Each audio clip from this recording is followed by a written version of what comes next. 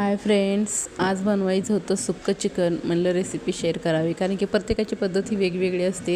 इथं चिकन मी स्वच्छ धुवून घेतलेलं आहे. ह्याच्यामध्ये हळद, मीठ, त्या थोडं लाल तिखट, कांदा, टमॅटो आणि कोथिंबीर घालून घेतलेली आहे. त्याचप्रमाणे 4 चमचे दहीही घातलेलं आहे. आणि हे व्यवस्थित आपल्याला चिकनला घुसळून घ्यायचं आहे. आणि मॅग्नेशनसाठी आपल्याला हे अर्धा तास ठेवायचं आहे, जेणेकरून चिकन व्यवस्थित मुरलं जाईल आणि चवही छान येईल. ह्याच्यामध्ये थोडासा तंदूर फ्लेवर आणायचा होता. मग कोळसा होता माझ्याकडे, मग तो गॅसवर असं गरम करून घेतलेला आहे. आणि पूर्ण असं गरम करून घेतल्यानंतर आपल्याला एका छोट्या वाटीमध्ये काढून घ्यायचं आहे.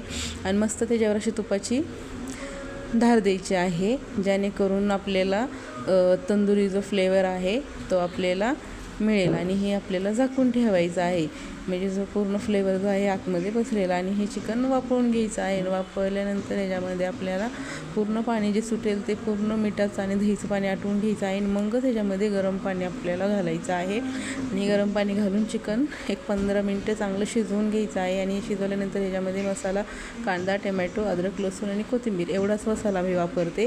प्रत्येकाचं म्हणजे खोबरं वगैरे असं वापरतात, पण मी असं काहीच वापरत नाही. मला तर एवढाच मसाला असतो चिकनसाठी.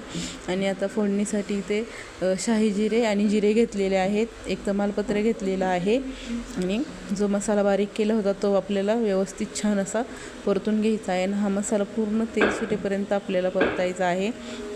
आणि त्याच्यामध्ये आपल्याला तेल सुटलं की त्याच्यामध्ये चिकन मसाला, थोडीशी हळद, त्याच्यानंतर थोडंसं लाल तिखट घालायचं आहे.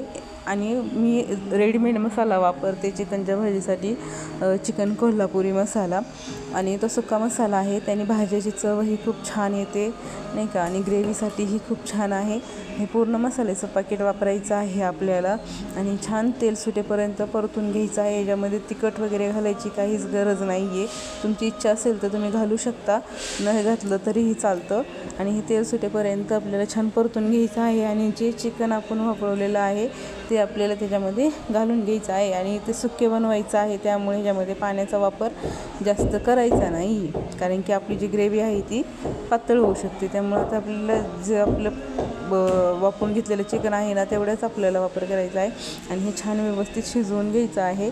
आणि मीठ ह्याच्यामध्ये थोडंसं आपल्याला कमी जास्त म्हणजे आपल्या आवडीनुसारच टाकायचं आहे. पहिलं टाकलं होतं त्यामुळे मीठ काळजीपूर्वकच टाकायचं आहे. हिरवी कोथिंबीर छान टाकून घ्यायची आहे. आणि हे 5 ते 6 मिनटं छान हे शिजवून घ्यायचं आहे. तर तुम्ही बघू शकता इथेच आपलं चिकन सुक्कं तयार आहे. कशी वाटली रेसिपी नक्की लाईक करा.